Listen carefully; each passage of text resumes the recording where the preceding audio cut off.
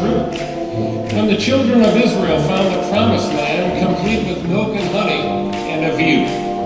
To get to this side took quite a little time. Well, it took 40 years to be exact.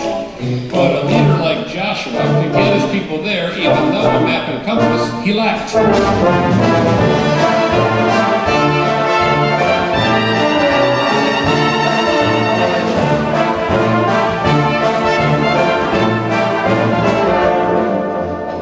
Finally came.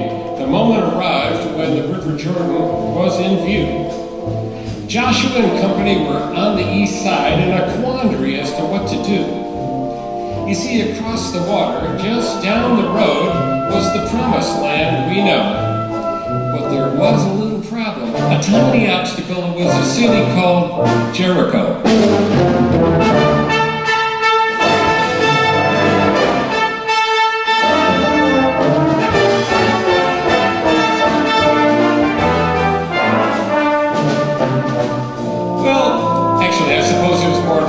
Little problem. It was really more of a minor hassle.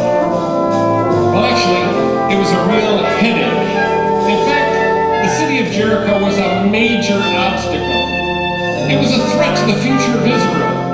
Why, this fortress was a classic example of a monumental edifice of logistical impregnability. It was so huge. There were so many bricks. It was what? I'm fine. I appreciate it's been a long few days. Flight in, working with 120 kids yesterday. I mean... Hey, mister, we're talking about a major miracle here. I mean, it's not maybe not be as big a miracle as, say, Leicester City winning the Premier League. It's pretty big. So if I get a little worked up, I hope you can understand, okay? Well, you get the picture. The Humanites were not on Israel's side, but they crossed the River Jordan nonetheless. For Joshua knew, and his people did too, if God was with them, they could win with less.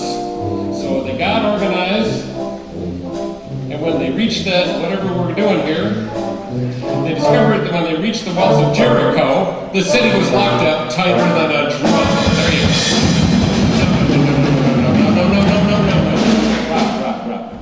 I got a little carried away there. But this was just a figure of speech, a metaphor, you know? It's just an analogy. An analogy. Well, anyway, a plan was devised as to how the attack would be made. For 6 days they marched around those city walls with those thousands. It was quite a parade.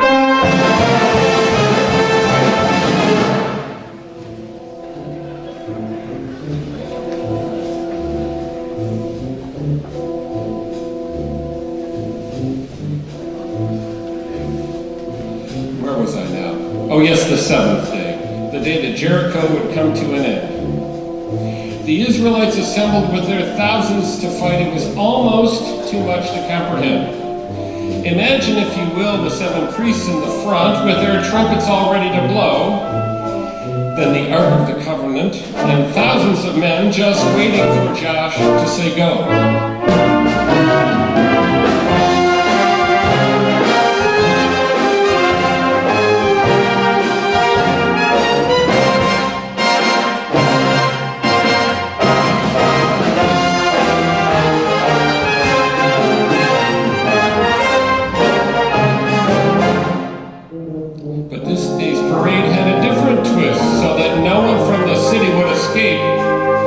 The army had to march around 7 times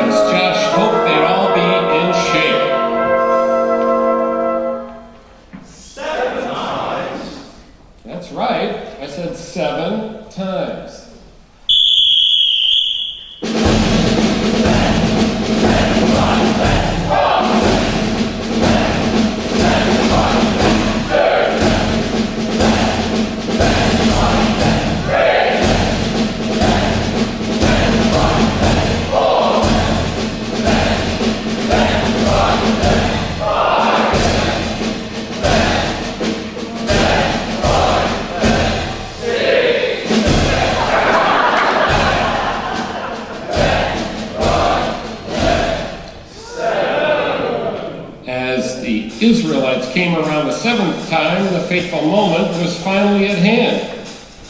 Joshua called his thousands to halt and gave the cue to strike up the band.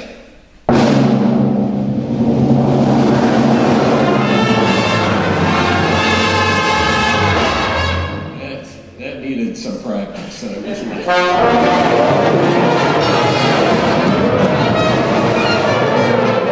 Another figure of speech, okay? Joshua commanded the trumpets to blow and the people to shout.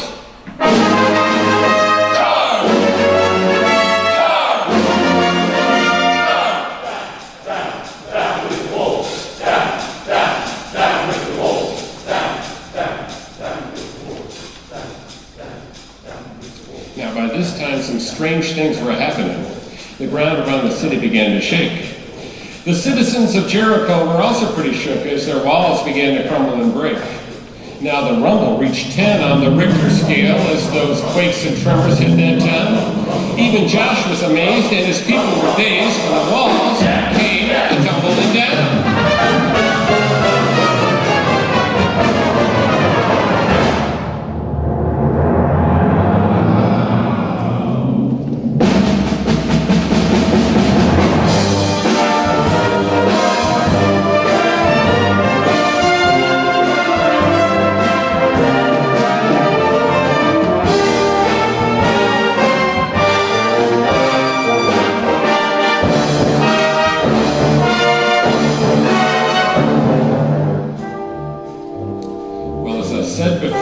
This saga is more than just a story from a long time ago, for it teaches us that God keeps his promises, as anyone who reads his book will know. So don't ignore this thought or shove this lesson aside, for to do so, one would be a fool. Just remember, it was God who had